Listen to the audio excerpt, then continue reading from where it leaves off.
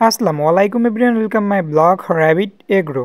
So বরাবরের মতো আমি এমডি আসাদ হাজির হয়েছি নতুন একটি আপডেট ব্লগ নিয়ে। আজকে আমাদের কোয়েল পাখি এবং খরগোশ দেখানোর চেষ্টা করব এবং খরগোশের বাচ্চাগুলো কেমন আছে সেগুলোও দেখানোর চেষ্টা করব।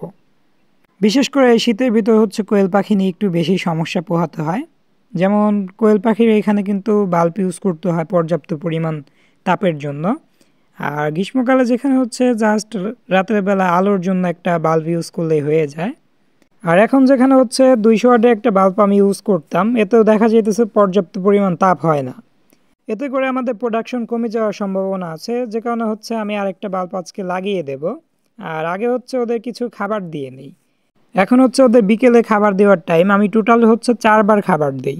যেমন সকালবেলা 7টার দিকে, মানে ঘুম থেকে উঠে তারপর 7টার দিকে সকালবেলা, আর দুপুর 12টার দিকে, এখন 4টার দিকে দিচ্ছি এবং রাতে 8টার দিকে দেব। টোটালি নিয়ম মাফিক আমি 4বার দিনে খাবার দেই, মানে দিন রাত মিলিয়ে। রাতে 10টা থেকে 11টা পর্যন্ত খাবার খেতে পারলেই হলো, এরপর আর খাবার না থাকলেও সমস্যা নেই।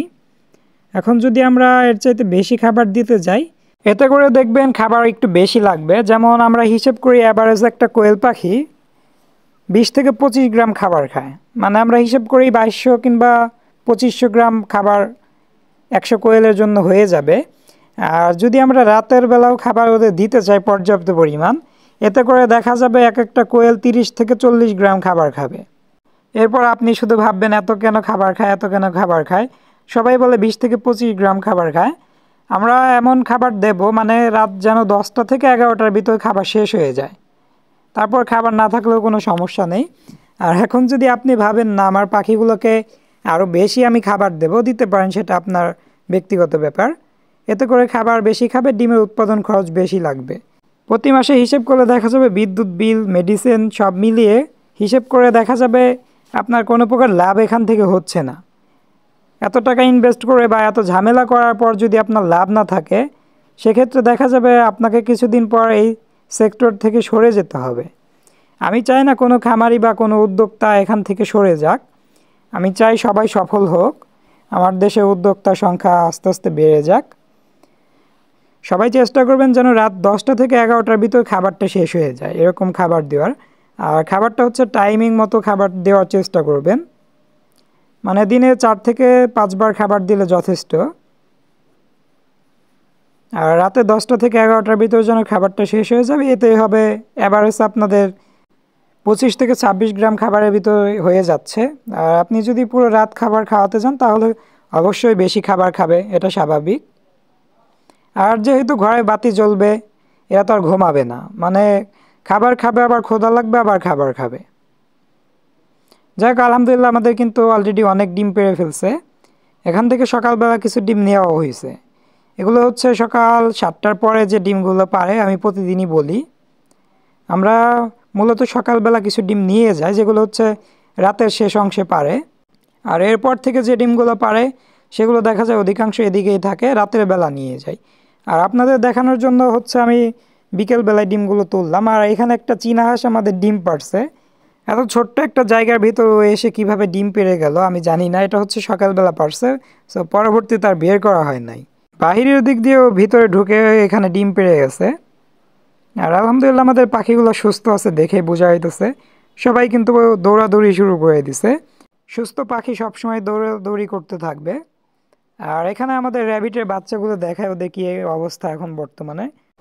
পরবর্তীতে আমাদের র্যাবিট বা খরগোশটা কিন্তু ওর গা থেকে লোম তুলে ছোট্ট একটা আরামদায়ক জায়গা তৈরি করে দিছে বাচ্চাদের জন্য। আর বাচ্চাগুলোকে ও মাসাল্লাহ ভালো দুধ খাওয়াচ্ছে। এতে করে আমাদের বাচ্চাগুলো খুব দ্রুত বড় হয়ে যাবে।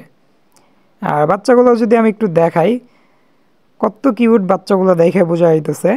বাচ্চাগুলো খাওয়া দাওয়া করে ঘুমাচ্ছে। আর ছোট্ট ছোট্ট বাচ্চাগুলো একটু দেখতে বেশি কিউট হয়, মানে 1-1.5 মাস পর্যন্ত বাচ্চা সবচাইতে বেশি সুন্দর থাকে, যে কারো মনে আসলে জায়গা করে নিতে পারে এই ছোটো বাচ্চাগুলা। আমার কাছে সবচাইতে ভালো লাগে 15 দিন বয়স পর্যন্ত, মানে যখন একটু একটু ওদের গায়ে লোম গজায়। লোম সাধারণত দেখা যায় ওদের চোখ ফুটার আগেই গজিয়ে যায়। সাধারণত একটা র্যাবিটের বাচ্চার চোখ ফুটতে সময় লাগে 10 থেকে 12 দিন। 10 থেকে 12 দিনের ভিতর বাচ্চাগুলো হচ্ছে চোখ ফুটে। নর্মালি র্যাবিটের বাচ্চা বা খরগোশের বাচ্চা কিন্তু জন্ম নেওয়ার পর পর চোখ ফুটে না, এতে 10 থেকে 12 দিন সময় লাগে চোখ ফুটতে। সো আমরা আস্তে আস্তে পর্যায়ক্রমে আপনাদের সবই দেখানোর চেষ্টা করব। আর কিছুক্ষণ পর হচ্ছে আমার আম্মু এসে ওদের ঘাস দিয়ে গেল, মানে ওকে। এখন আমার আম্মু হচ্ছে আমাদের হেল্প করে কাজে। এখন আমার বড় ভাই হেল্প করে, আম্মু হেল্প করে। আব্বুও যথেষ্ট পরিমাণ এখন সাপোর্ট করতে শুরু করছে। নতুন ঘরটার কাজ বলছে কিছুদিনের ভেতর শুরু করবে, মানে সে টাকা দিয়ে দেবে আমার অ্যাকাউন্টে, আমি কাজ শুরু করে দেব। আর এখানে হচ্ছে যে বাচ্চাগুলো আমাদের বোর্ডিংয়ে ছিল ঘরের ভিতর, সেগুলোকে আজকে এখানে এনে রেখে দেওয়া হয়েছে। 2-3 জায়গায় এরকম বাচ্চা থাকলে ঝামেলাটা আমার কাছে বেশি মনে হয়, যে কারণে হচ্ছে আমি এক জায়গায় করে এনে রেখে দিছি। আর এখানে আমরা হচ্ছে 2টা বাল্ব ইউজ করে দেবো, 200 ওয়াট, 200 ওয়াট, 400 ওয়াট।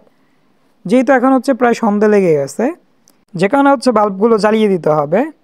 এখন আমাদের টোটাল হচ্ছে বড় পাখির এখানে 200, 200, 400 ওয়াটের বাল্ব ইউজ করা হয়েছে। আর আগে যেখানে 200 ওয়াট ছিল, যেহেতু শীত এখন বেশি, আপনাদের পাখির ওইখানে বাল্বটা ছোট থাকলে একটু বড় বাল্ব ইউজ করার চেষ্টা করবেন। সো আজকে এ পর্যন্ত, দেখা হবে পরবর্তী কোনো ব্লগে।